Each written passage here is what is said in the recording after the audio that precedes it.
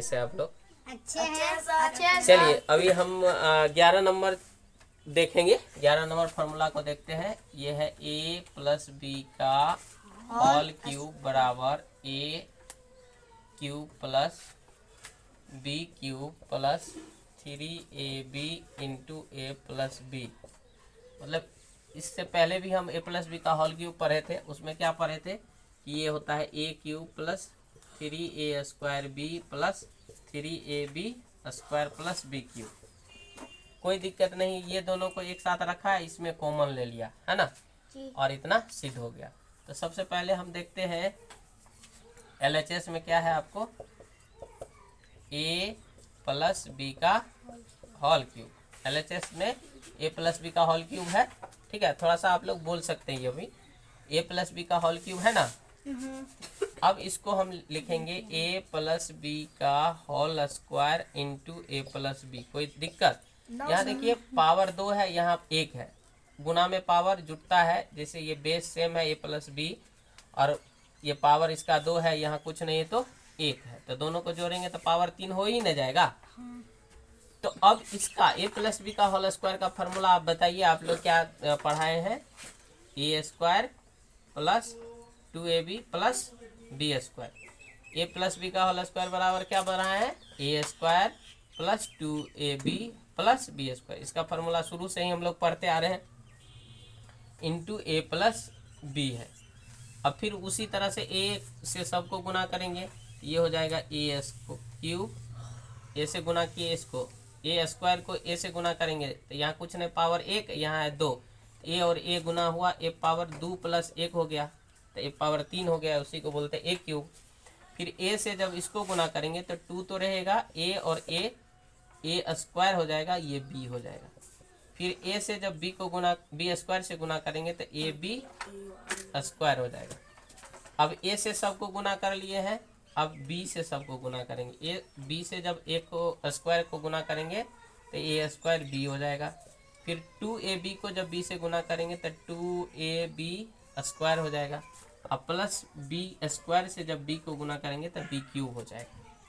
अब इसको हम लोग, चूंकि पुराना है ए क्यूब प्लस बी क्यूब, तो हमको ए क्यूब और प्लस ये बी क्यूब को यहाँ लिख लेने हैं।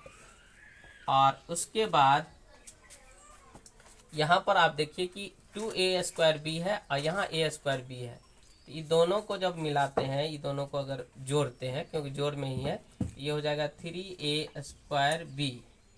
और फिर इसको और इसको एक साथ करेंगे तो ये हो गया 3ab स्क्वायर।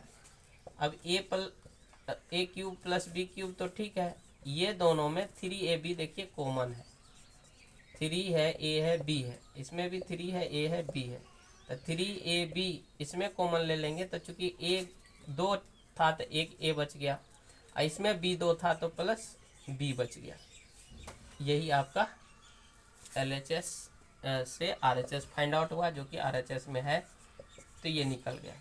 अब इसी तरीके से अगर 12 नंबर को हम लोग देखें, 12 नंबर में आपको क्या है, a माइनस बी का होल क्यूब बराबर a cube minus 3a square b plus 3ab square plus B cube.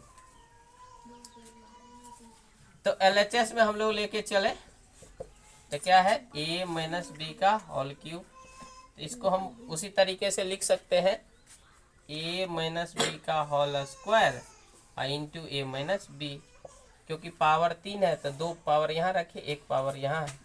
अब इसका फॉर्मूला हम लोग जानते हैं कि होता है a square minus 2ab plus B square. a minus b का होल स्क्वायर का फॉर्मूला यहाँ लिख दिया, इंटू है a माइनस बी। अब a को जब a स्क्वायर से गुना करेंगे तो a क्यूब हो जाएगा।